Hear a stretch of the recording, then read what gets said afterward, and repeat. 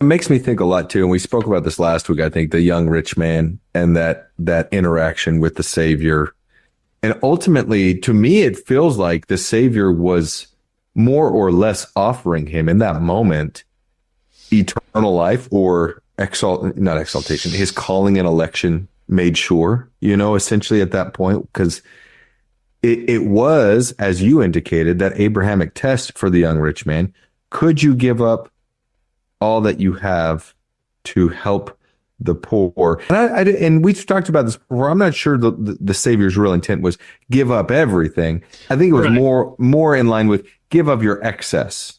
Yeah. Right, so Brigham Young to the poor. taught about this. He said you have to read it carefully. What the Lord did not say is sell all that you have and give all that you have, and be destitute. And he said be sell what you. He said sell what you have and give to the poor. Meaning, you have all these riches tied up in assets and investments. Mm-hmm. He's saying liquidate some of that and be charitable.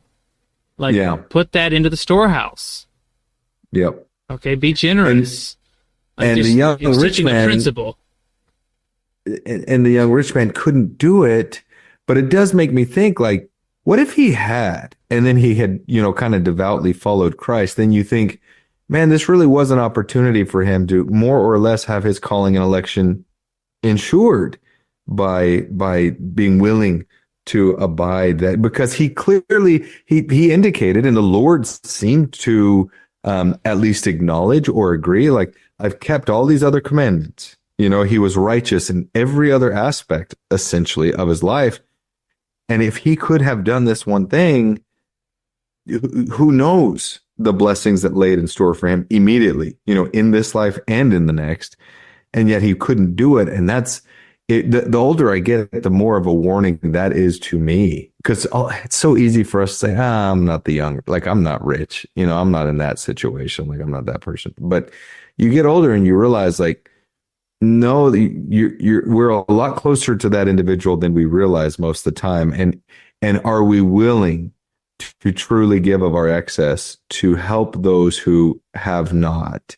And that's a real measure of where your heart is and your devotion to being a disciple of Christ, and there's a lot of good people, and myself included, from time to time, who try to do a lot of good things and try to live the commandments and be good people, but don't think of others often enough. We're not charitable enough, and we don't aspire to live a consecrated life as much as we should, frankly.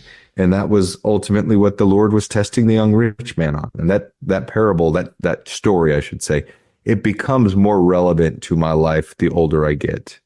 And I guess maybe the more material wealth I generate, not a lot, but the more you become comfortable, the more you realize, maybe I could be doing more to help those who clearly don't have as much as I have. And it really is that litmus test of where is your heart, and just how devoted are you?